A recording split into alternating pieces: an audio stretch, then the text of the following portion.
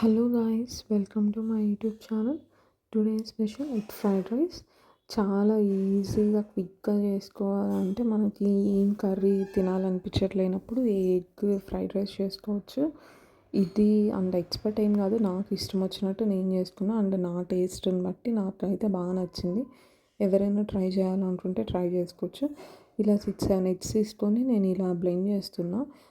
ఒక పక్క రైస్ పెట్టేసాను అనమాట. రైస్ బాయిల్ అవుతుంది. ఇలా స్మాష్ అంతా చేసుకున్న తర్వాత దాంట్లోకి సాల్ట్, కారం ఆర్ పెప్పర్ ఏదైనా యూజ్ చేసుకోవచ్చు. అలా మిక్స్ చేసి బాగా మిక్స్ అయిన తర్వాత సాల్ట్, కారం వేసి మిక్స్ చేసి ఫ్రై చేయాలి. ఎందుకంటే ఫస్ట్ నేను ఎగ్ ఫ్రై చేస్తాను, ఆటోమేటిక్గా రైస్లోకి కలిసినప్పుడు తినడానికి బాగుంటుంది. గ్రేవీలో వేస్తే గిన అంత టేస్ట్ అనిపించదు. అండ్ ఇది ఒకరు సజెస్ట్ చేశారనమాట నాకు, అందుకనే ఇలాగే చేస్తాను. ఎగ్ ఇలా స్మాష్ చేసిన తర్వాత ఇప్పుడు దాన్ని బాగా క్లమ్సీగా ఉంది కదా, అంతా బాగా మిక్స్ చేసేసి ఇప్పుడు కడాయి తీసుకొని కడాయిలో ఫ్రై చేస్తాను. అండ్ ఇక్కడ ఏంటంటే అల్లం వెల్లుల్లి పేస్ట్ కూడా వేస్తున్నా. అది నేను దాన్ని ఎప్పటికప్పుడు ఫ్రెష్గా యాడ్ చేస్తాను. కడాయిలో పెట్టేశాను. మామూలు ఆయిల్, కరివేపాకు, జీలకర్ర, మస్ట్ అండ్ షుడ్ కరివేపాకు యూజ్ చేస్తాను. తింటామో తినమో పక్కన పెడితే నేను యూజ్ చేస్తాను అనమాట. ఇక్కడ ఆనియన్, పచ్చిమిర్చి చిన్నగా కట్ చేసుకొని ఫ్రై చేస్తున్నా.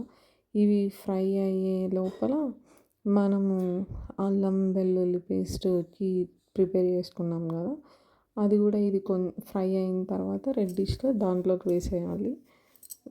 ఇది ఒక పక్క అవుతుంది. ఇప్పుడు నేను చెప్పాను కదా ఎగ్గుని అంతా ఫ్రై చేస్తానని, ఇలా ఇంకో సపరేట్ కడాయిలో తీసుకొని ఎగ్గుని అంతా ఫ్రై చేస్తున్నాను అనమాట. అంటే డీప్ రోస్ట్ కావాలి, బాగా చిన్న చిన్న పీసెస్ కావాలి. హై ఫ్లేమ్లో పెట్టుకొనేసి బాగా ఫ్రై చేయాలి.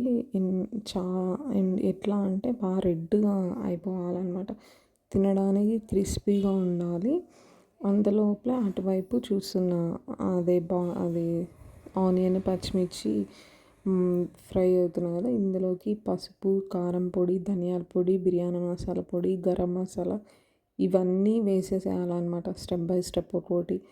అంటే మనం ఎన్ని క్వాంటిటీస్ ఎగ్ తీసుకుంటామో దానికి తగ్గట్టు సాల్ట్, కారం అవన్నీ యూజ్ చేయాలి. యూజ్ చేసేసి అది కొద్దిసేపు మగ్గాలన్నమాట. కొద్దిసేపు లిడ్ మూసేసి పెట్టేస్తే అది బాగా ఫ్రై అయిపోతుంది.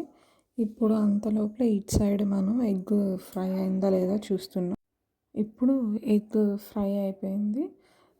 సో ఇప్పుడు చూపిస్తున్నా చూడండి, లాస్ట్లో గరం మసాలా వేసాను అనమాట.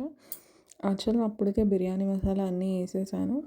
ఫైనల్ టచ్ గరం మసాలా కొంచెం వేసాను అనమాట. ఎక్కువ నేను గరం మసాలా యూజ్ చేయను, కానీ ఎందుకో లైట్గా వేస్తే బాగుంటుంది అనిపించి వేసాను అనమాట.